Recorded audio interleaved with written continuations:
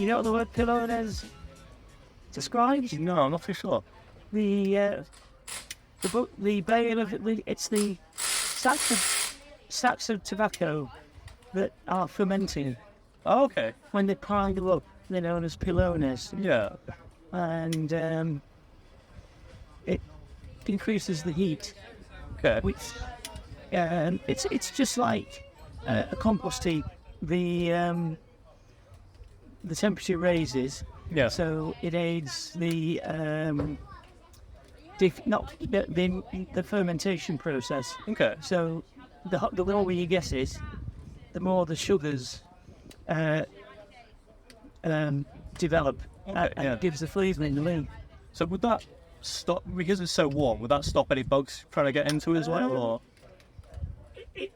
It's only done for, well, it depends. Wind's coming out of nowhere though. Well, it depends on how long we do it. Okay. But yes, it was a way they developed for fermentation tobacco to extract the maximum flavour. Yeah. Nick Melilio from Foundation, he's did a lot of research on it. I was going to say, Foundation tend to do deep dive in on everything. Whatever they do, they 100% know what's going to happen in the... We're very happy stocking Foundation cigars because we know that we're not going to get one back. For whatever reason, they're always well made. Yeah. 100% flavour. People just love them. I bet. Yeah, I mean, every single Foundation cigar I've ever had, every single time I smoke, I'm like, that is one of the best cigars I've ever had. And I have another one. That is one of the best cigars I've ever had. And it just rolls constantly for me. Yeah. They're absolutely... and they're a great company to deal with. Yeah. George is an absolute blind of information. Yeah.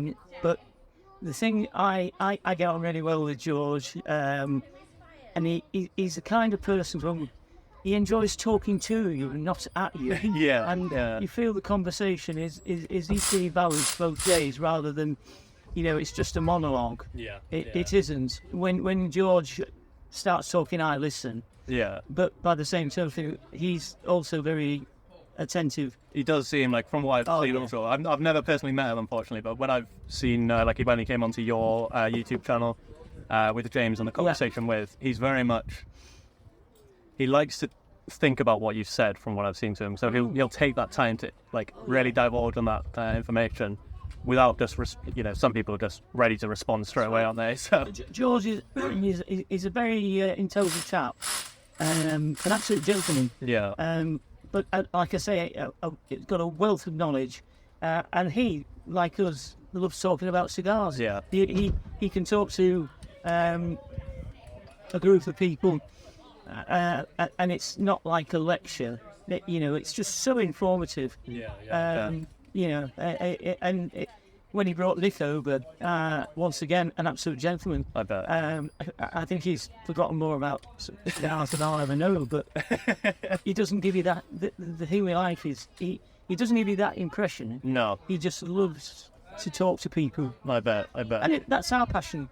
Yeah, I mean, we love talking to people. Before we go anywhere, so obviously you are Paul Green, founder of Smoke King, and I've got to say, we've come up here for your event, the end of year event. Thank you. And it has been absolutely phenomenal. Oh, thank you very much for taking the time. All the way from Swansea. From Swansea. Nice 6-hour drive, but it was worth it, 100%. Even if every single event Jordan locked the keys in the van again, I would do it again. Well done to Jordan. But no, honestly, James has sung the phrases when I've spoken to James. You're very inclusive. His whole thing is, you don't need to be in a suit and tie to come and enjoy your cigar. Not and you've really. Some people say that, and then you get there, and it's very much like you said. It can be a bit. But when I've come here, it's nothing but hospitality, and it's been a phenomenal event, honestly, mate. Well, I haven't done a day's work for 35 years, and you take me as you find me. I am, I always say I try and treat people as I would like to be treated. I think selling is a two-way street. Yeah. If you give good service, you're always going to impress the customer, and he'll come back. Yeah. We I never cease to be amazed how many people come in and they thank us for the fact that we take the time, we spend the time explaining things that you know they're a bit nervous because they've just started cigar smoking, they don't know much about it. I mean, it's a bit like wine drinking. You know, there's phrases, there's technical terms or whatever, and in the wine business, there's an awful lot of snobbery. Oh, I bet. An awful lot, you know. And like I say, my aim is to put people at ease, try and find out what they like, just try and get a flavour profile. So next time they come into the room and go, I remember how you had so-and-so and so-and-so, and what were your thoughts? And they say, well, I didn't really like that. It was a bit too strong. Right, file that away and we'll be down or up. So, yeah, we're we're passionate about what we do. Well, if we were, we wouldn't be here. No, 100%. I mean, just from as soon as you walk in the store, you can tell how much you guys take pride. From both sides of the shop, you know, you've got your spirits, you've got your humidor. I used to go to meetings for the Tobacconists Association, the independent specialist tobacconists, and you know, sometimes I hear people moan them. Ever thinking, why are you in your job if you don't? What are you doing here? If you're moaning it, you know, make it. If you don't make it happen, it won't. No. You know, you can't expect it to come to you. Yeah. You know, I started Greens Leeds in '89, and by the time I finished, I had the one thing I wanted in '89, which was a reputation. Yeah. And I worked hard to get it. And luckily, Claire's got the same passion as me. I just had the great idea for this smoking. It's Claire's passion and determination that has brought us to where we are. Yeah. 100%. We all love working in the business. You know, it's a family. It is a true family business. Yeah. There's, you know, we throw ideas around like you throw table tennis balls around. You know, we just love to talk. Yeah. 20 years ago, if you'd have come out for a drink with my wife and I, you'd have been bored ridges. All we talked about was the business. No, but I mean, the one thing I've found with you guys is you completely take the ego out of it. Yeah. Like we were talking earlier at the event, and you know, you like to say Claire is the boss. You know, Oh, yeah. but she'll still run ideas past you. Yeah. And you know, I would assume it would be the same for you as well. You know, if you had an input, Yeah. you'd tell her. But if she doesn't want to take that input, then it's fair. Yeah, that's fair enough. You know, she asks. We throw ideas about. She'll think of something, and you know, my wife and I, we discuss it, and we talk about it, and then we might say, well, what about this? Don't forget so and so. You know, and she might have missed something. But the thing is, at the end of the day, 9 times out of 10, we end up with something that we think's going to help the business. Yeah. You know. No, 100%. I mean, I recently been smoking your Smoke Kings cigars, and I've had the Robusto and the Toro. Yeah. And that alone, for a very well-priced cigar, to be that consistent, every single one I've had it's felt like I've been smoking the last one as well. Thank you. It burns very evenly. Well, we had a rotten job, Mrs. Green and I, early part of last year, because we were tasked with picking the blend for the smoking range. So we were presented with 5 double Toros in various colours, shades, Maduro through its Claro, and obviously different strengths, from blend A to blend E, A, B, C, D, E. And over the course of a week, from 7:30 every night, we sat down and lit one. Yeah. And passed it between us, and you know, we had to come up with. Obviously, we had to make sure we picked a blend that. The first thing we did was we said, right, what is our target market? Yeah. You know, and it's. We agreed it was people who were either just starting, were interested, occasional smokers that liked a nice cigar but didn't want anything too full on. Yeah. We weren't after the the guy who, likes a lot of the Zero in his stick on full flavour. We want. So I bet because you like a well, big I've flavour developed as my well. palate now, but Yeah. I was exactly the same when I first started. And my very first cigar was a Sanjo Panza Non Plus, Okay. a Cuban. And as I say, when we built the humidor, I actually didn't smoke cigars, and it was like selling Rolls Royces and not driving. you thought, that, you can't talk about something you don't know about. Yeah. And my wife, she before I met her, she used to enjoy the odd cigar, and she said, you won't get addicted to them. It won't be that you've got to wake up in the morning, the first thing you've got to have is a cigar. Yeah. And she's very right. I like my cigars. They're an ambient thing. If it's not right, I wouldn't enjoy one. I'm very similar. Yeah. I don't need to put a cigar in my mouth. At 9 o'clock in the morning. Not unless it's for a particular reason. Yeah. Yeah. Even if I'm on holiday, I enjoy an evening cigar when you relax. That's my whole thing. Is when I have a cigar, I like to sit down in a nice comfy Yeah. chair and relax. Where if I'm, say, doing work in a garden or something, Yeah. I'm not going to smoke a cigar while I'm doing that because I'm not able to just relax and enjoy it. No. It's just a second thought then, isn't it? It's like, oh, Yeah. my puff. But when you are able to just sit in a comfy chair, relax, finally, have a drink, whatever you want, and just You're right. enjoy the cigar, I think for me personally, it has It's so much more benefit. it's all about the ambience. Sometimes who you're with, or what you're watching. I don't need the nicotine in my body to function. Yeah. Therefore, I'm more about taste and flavour. Yeah. I mean, it's the same with everything. There's wines as well as cigars where you think, "Phew, I remember that one. I won't be having that again." And then there's other cigars. And I had one the other night that I was given. My daughter went to Tampa in Florida last October to the Newman factory. Yeah. She was invited to my Tobacco World, along with a load of other tobacconists, to go and see how they roll cigars. So she came back with a few for me, and one of them was a stick called El Baton, Okay. which is Spanish for the stick. Yeah.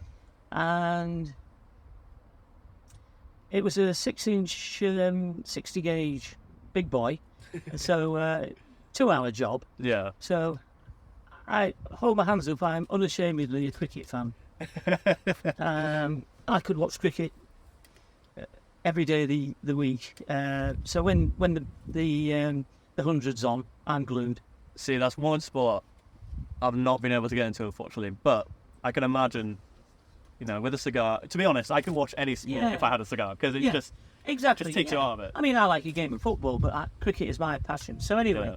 I thought, right, this is perfect for 2 hours of the Big Bash tonight, 8 till roughly 10 o'clock.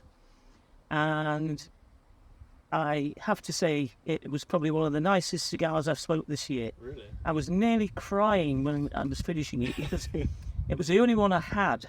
Yeah. And you know what it's like. You're taking every puff and enjoying it, but thinking, it's going, Yeah. there's no more of it.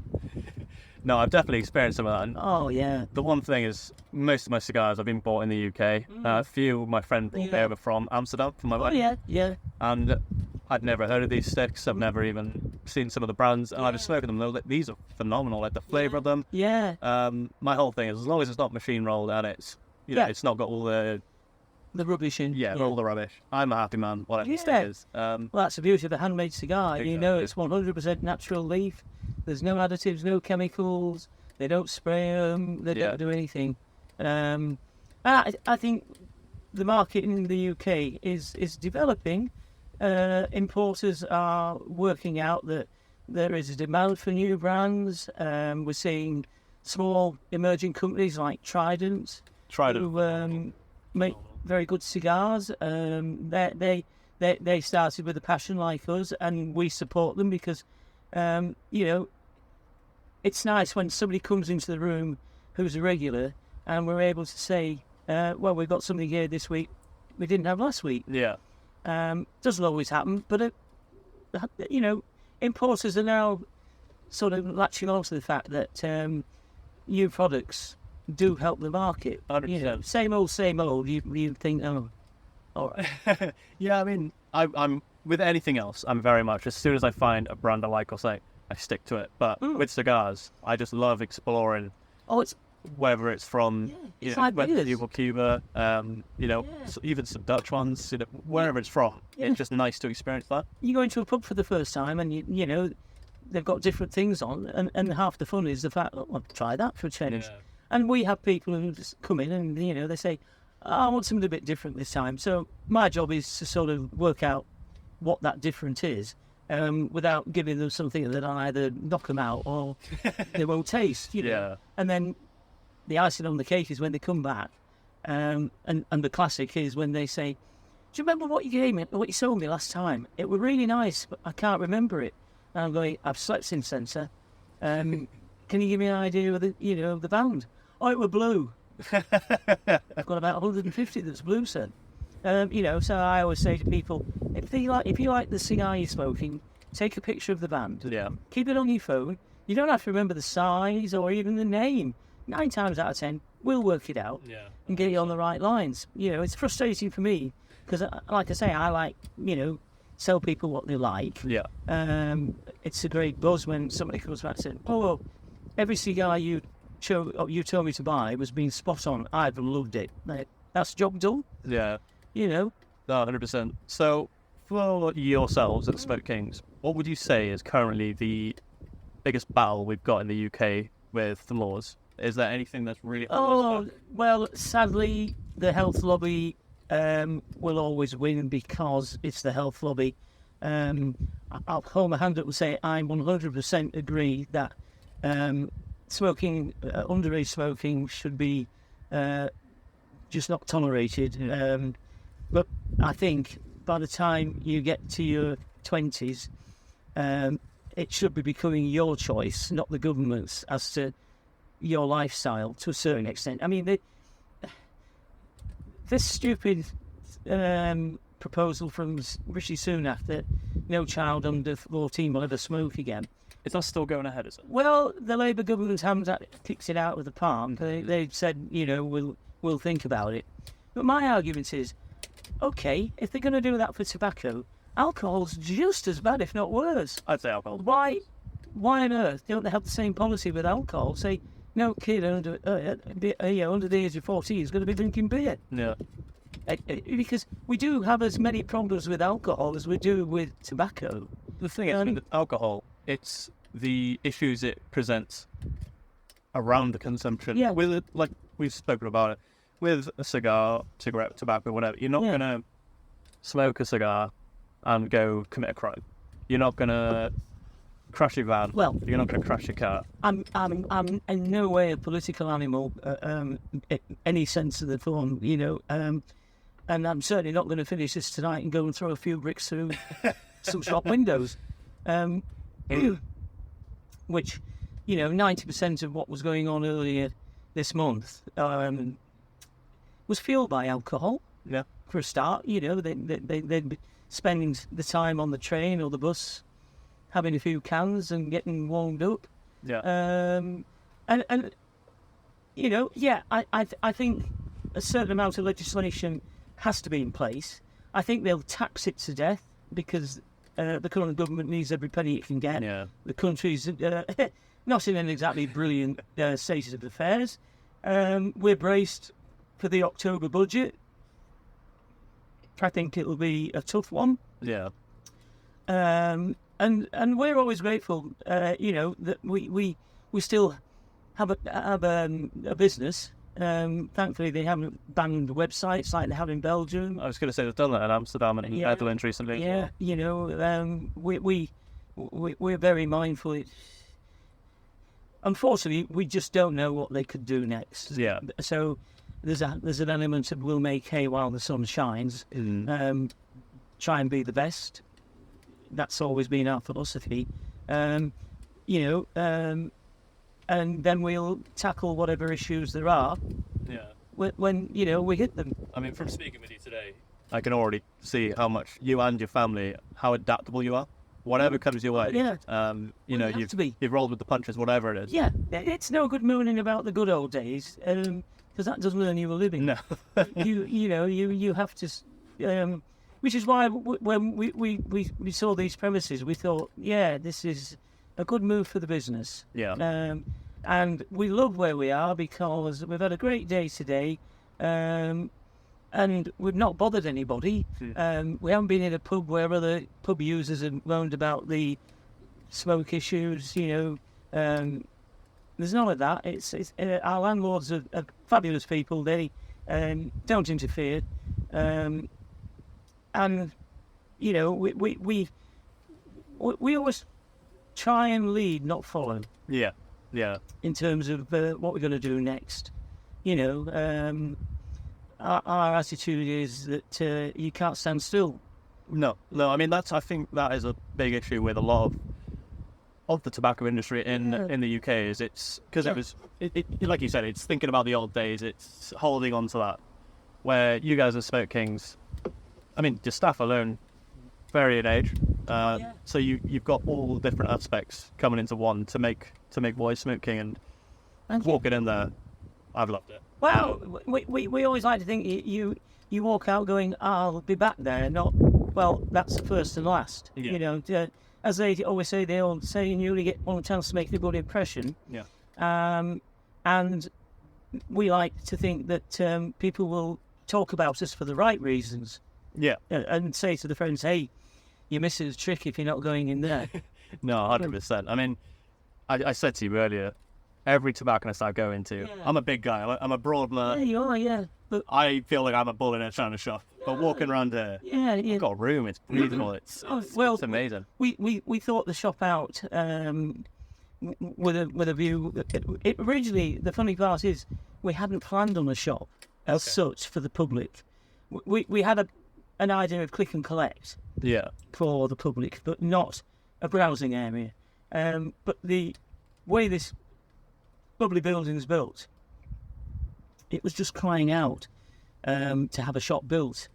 And my daughter, once again, the family discussion came in, and we all said, absolutely, it could be a great destination place.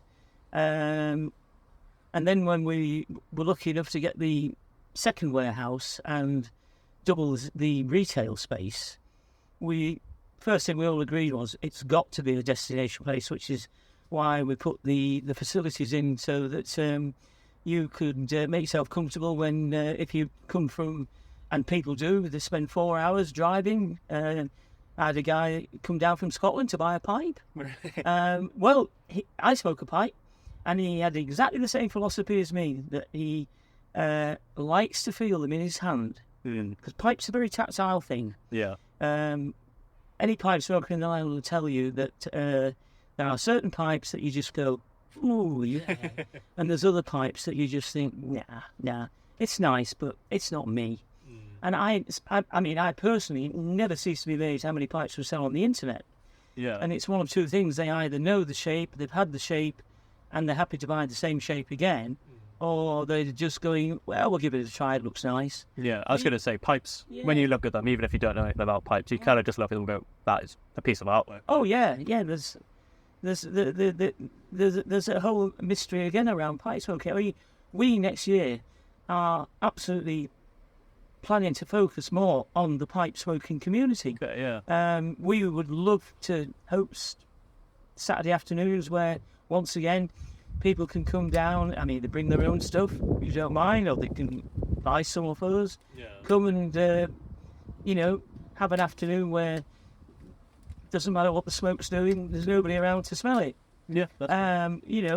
Claire's very much supports the Pipe Club of London. And we're thinking of the future again. And I think we as retailers have to support the consumers because it's a two-way street. Yeah, no, 100%. You yourself would admit that you'd rather go to a shop where you were greeted as opposed to, oh God, it's him again. What was thinking? Yeah, I mean, especially when you're a new smoker and you don't necessarily you need to get into this community, you need to ask questions. And if you're being shot down, you're just going to be put off straight away from it. You know, you're just going to be like, absolutely. oh, it's a bunch of snobs. Yeah. There are too many shops where maybe it's the wrong attitude.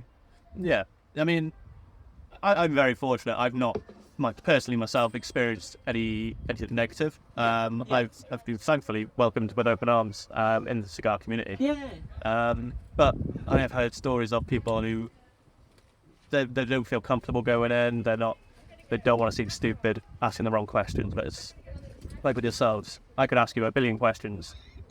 If you can answer it, if you can't answer it, but you tell me where I can get the information from anyway. Yeah. Just a very much. Oh yeah. Yeah, that's right. It's a very open. It's an open. As soon as you walk in there, you're greeted with a smile. You know, you just see everything displayed really nicely, Yeah. and it is just an unreal, just experience to come in. Thank you. As I say, if it's your passion, it's not a job. No. It's your passion, and you know, I'll be honest, I'm a miserable git on a Sunday because I'm not at work. Yeah. You know, I live for the, well, I love my job. It's a really nice job. Put something on the internet and seeing it sell, it's great. Yeah. It's job done. You know, and you know, we've recognised that we've had to evolve.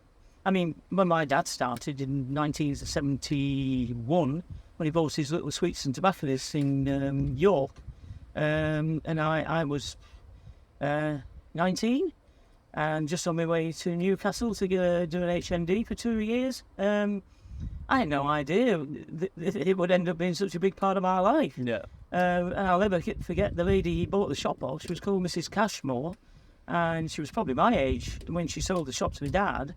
And he introduced me as his youngest son, Paul. And she said, "Is he going to be working with you?" And I said, "Oh, probably." He says, "Well, has he got any knowledge?" And Dan, you know, he said, "Well, no, we'll train him." She said, "Well, when he can take the money with one hand and give the change with the other, that's when he's trained." No, that's good. You know, it was such a different world in those days because, you know, somebody would walk in, request to buy something, coin of the realm would go into your hand, you'd ring it up on the till, throw it in the till, the customer would walk out, job done. Yeah. Nowadays, you know, you need a degree to work out how you're going to pay. Yeah. It's just, you know, and we've had to cope with all these changes, you know, and we have. I always say to my wife, you know, I'm grateful that I'm one of these old gits that still, you know, got a grasp on technology, you know. Yeah. I mean, when you were showing me some photos of when the place was open originally, yeah. pull out an iPhone, I'm like, fair play to you. I struggle with my iPhone after that. You know, I don't want to be one of those people who, you know, stick their head in the sand and go, it's technology and I don't understand it. No, you have a much happier life if you get your head around it. And I mean, Claire's great. She'll get something new in, and 9 times out of 10, she only has to show me once, and I've got it. Yeah. And you know, we're away. You know, but like I say, in the old days, it was just like press the buttons like Arkwright still, and you know, it flew open. You slung the money in, and at the end of the day, there was some for you, some for the government, and some for the company to pay them. You know, it's just if you don't adapt, you don't survive. No, but yeah, I've been in the trade now 50 years on and off, and loved every minute of it. Yeah. I mean, and like I say, I often say to my wife, you know, we moved to Leeds in '84 and bought a newsagents, thinking that was going to be the rest of our lives. And I'll be totally honest with you, it was donkey work. Oh, yeah. I don't know how some people did it for year after year, you know, getting up at 5 o'clock in the morning.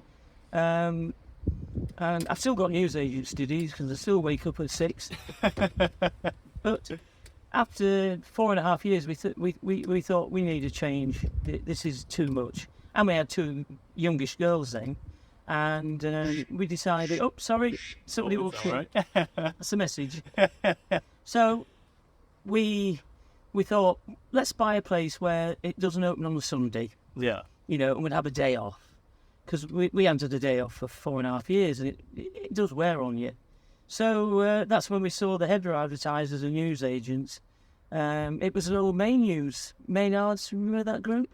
It rings a bell. Well, back in the 70s, they were a big chain of retail news agents, Maynards. Okay, yeah. And they had shops all over the country. We had one in York opposite us in the 70s when my dad bought his shop. Yeah. They were our biggest competition because they were on the other corner, opposite side, on the opposite side of the junction to us. Yeah. So we were always looking across, saying, "Oh, they've got a customer." Anyway, the best joke, the best laugh my wife and I have is reminiscing of the fact that we never thought when we were news agents that when we got into this trade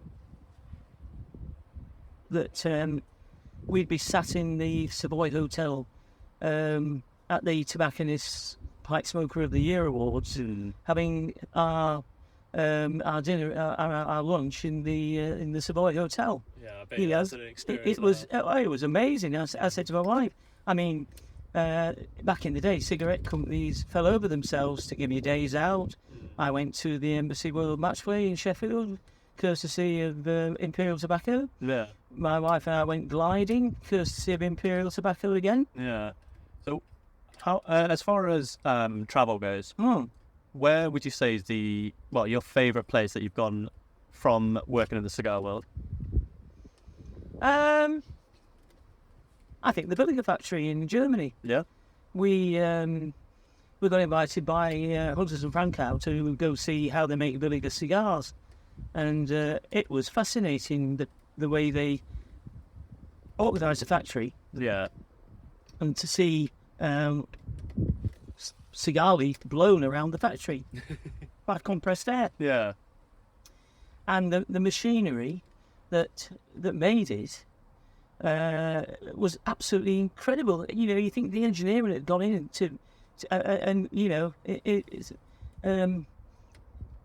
I mean, they're not handmade cigars, obviously, but they were turning them out in the millions. Really? Because obviously it's a mass market. Yeah, yeah. And they were fascinating machines.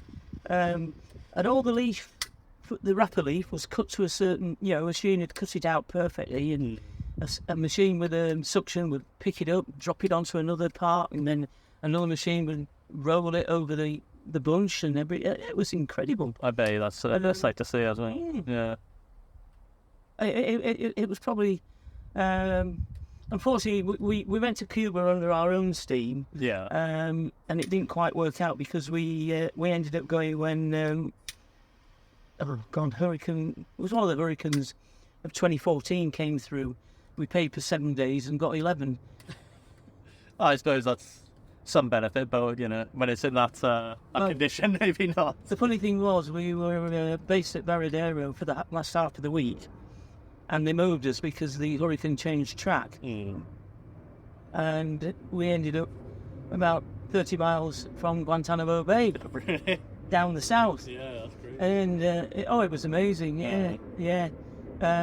Unfortunately, my wife got food poisoning, so we couldn't go around the Bodegas factory. Otherwise, I would have loved to have seen I that. bet that would have been great. Yeah.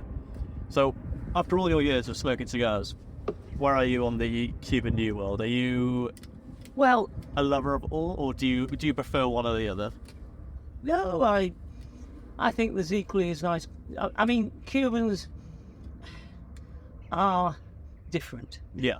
They have a different climate to a certain extent. They've certainly got different soil, and they do things differently. When they're making cigars, they have different ways of rolling cigars, different ways of fermenting cigars, and so it might be the same product. Yeah. But it's like you say, well, anyone can make a bar of chocolate. Yeah, but it's all in the taste. And The one thing I found with Cubans is the aroma is far stronger on them. oh yeah. And to be honest, for donkey's years, if you wanted a good cigar, there was only one place. There was only one cigar to buy, and that was a Cuban. Yeah. Quality-wise, they still have issues. But I mean, some of the latest Trinidad Cabildos that's come out are beautiful. Yeah. Absolutely top notch. So they can do it. Yeah. And we sell a hell of a lot of Cubans. Yeah, I mean, when I smoke a Cuban, the one I love is Romeo and Juliet's. I think, as far as, I've had some H. Upmans, the Trinidad's, but I always go back to a Romeo and Juliet. There's something just... Yeah. Well, I'm a Partagas lad. Okay. I was actually... I can't remember which Partagas it was now. James showed me it earlier, and the smell on that. Oh, the best Partagas is a D4. D4. Without doubt. Yeah, I'm going to have to keep it out for that. The D4 is Robusto size, and if you just want a nice hour, a D4 is have it on a full stomach. Don't try it on an empty stomach. You'd be knocked for 6 there, would you? It's funny you should say that, because a couple of nights ago we were having a chat with a dear friend, Alan Graham from Brightleaf, and I've known Alan a long time, and he was doing a chat with James. So he bobbed up and he spent the night in Otley, and then we had the interview on Thursday. And we went out for, obviously, a la-di-da and a drink. And we were discussing Cubans from the 90s against Cubans of today. Okay. And we all agreed that the Bolivars in the 90s compared to now would blow your head off. Really? They were classed as strong for a reason. They were strong. So, either I've massively changed my taste, or the Bolivars I tried it recently are milder. I mean, they're still on the full side compared to an Upman, but different. Yeah, I bet. But then when you go to New World, I mean, this is a phenomenon that's sprung up since the early 2000s. If somebody had said to you in 2000, I want a Nicaraguan cigar, I'd have probably been hard pressed to find you one. Really? Mm. It's crazy. I mean, obviously America would have been quite big over there, because they could get Cubans. But they didn't come over here. Yeah, I never really thought about that. Yeah. There was Hoya de Nicaragua who were making strides into Europe, and they were probably the most recognised. Yeah. And then Newman's had a few. Then I think there was Cuesta Ray were in the UK, and a few others, but not many. And like I say, fair play to Scott Vines. He took over at Tor Imports, and he's done the New World cigars a big favour. Yeah. And it's a market that has, it's like, the argument over French wine. When people said, "Oh, this foreign muck ain't going to catch on," and the South Africans now make wines, then the Argentinians make brilliant wines. Yeah. And they've learned. The good thing is the price. They're not greedy. Yeah, They're not greedy. That's the thing. When I've been smoking, going through the New Worlds, you do get some at the higher price, but then you find so many that Very reasonable. Yeah, I mean, one of my favourites at the moment is one from Foundation, and it's a Petty Corona at $12.50. Okay. And there's an hour there if you don't go mad. You've got a nice easy hour, and great flavour. It's the Charter Oak range, yeah. And I just said to George, funny enough, I said that is a great little smoke. If you had somebody on a relatively tight budget who wanted a decent cigar, I said, and he wasn't a novice. I wouldn't say it would be the first cigar I would suggest to somebody who just walked in and said, "I want to start smoking cigars." But I said, if you've got somebody who's with a bit of experience, a Charter Oak is a nice smoke. Yeah. Doesn't get too strong. I would say similar to that would be the Trident teas as well. Because I had one of those before I had the Robusto they do, the Brent. Yeah. Brent. And the petite was phenomenal. I've never really enjoyed a smaller cigar. I like a Robusto, Toro, but when I had that petite, I wanted to get 5 more, 100%. But it was the flavour on it Yeah. was so different to what I was expecting it to be as well. Yeah, like I say, the New World cigars that are coming out now are of a good 90% are of a good quality. Yeah. I mean, it's when you think how many cigars are smoked in America compared to the UK, it's there's no comparison. No.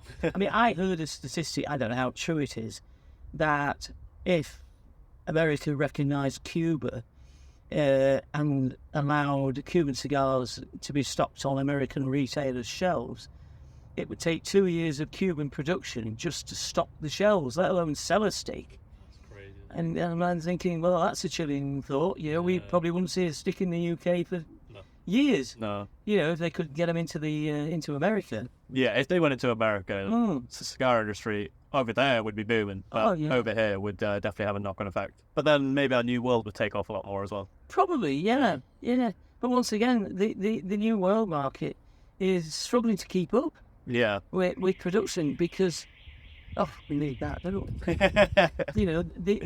The new world market it's growing worldwide. As they seek different countries to go into. Yeah. And fair play to them. I mean, a lot of the European producers of machine made are buying up and investing in factories in Nicaragua because I can't remember. There's a few now though who are doing big tie-ups because they have the investment capability to go to these factories and modernise them, because a lot of them are very labour intensive, which obviously keeps costs up, and the benefits do filter through in the fact that the prices get a little bit lower or stay the same for a bit longer, and that to me is as long as they don't, some companies like Scandinavian seem intent on world domination. They just recently bought Alec Bradley and 97 million, I think it was. So and it does bring into doubt the distribution of them. Where they're going to distribute them. Are we going to dip out in the UK? Are we going to see certain ranges or not? Yeah. So with your cigars, do you like to age them at all, or No. Just go with the roll? Well, when we get limited edition Cubans, we try and keep the odd box back. Yeah. For people who may miss the boat first time round, and then if somebody is feeling a bit flush, they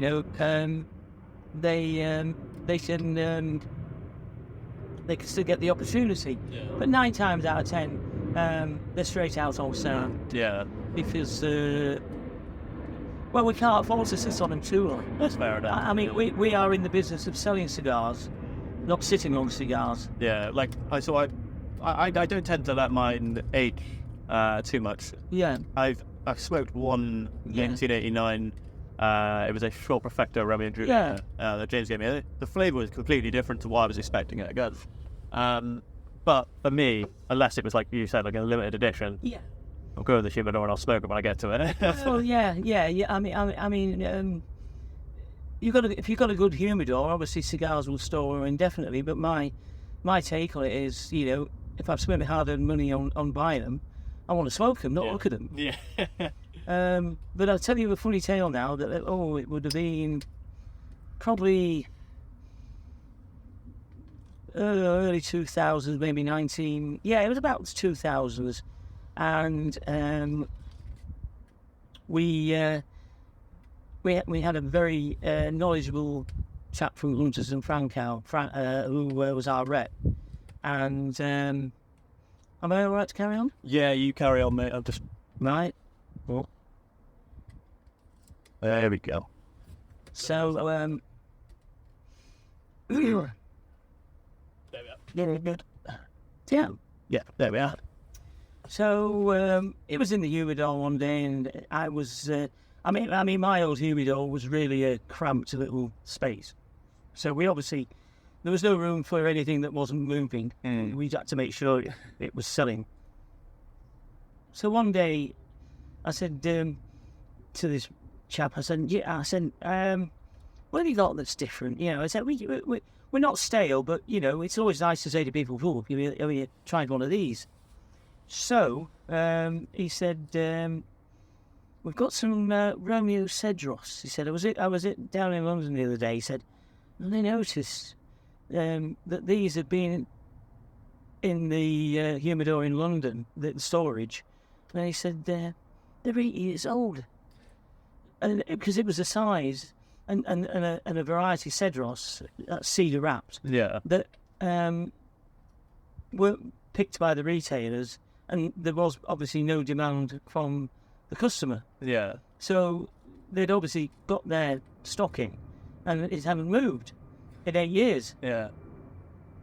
Got up in price.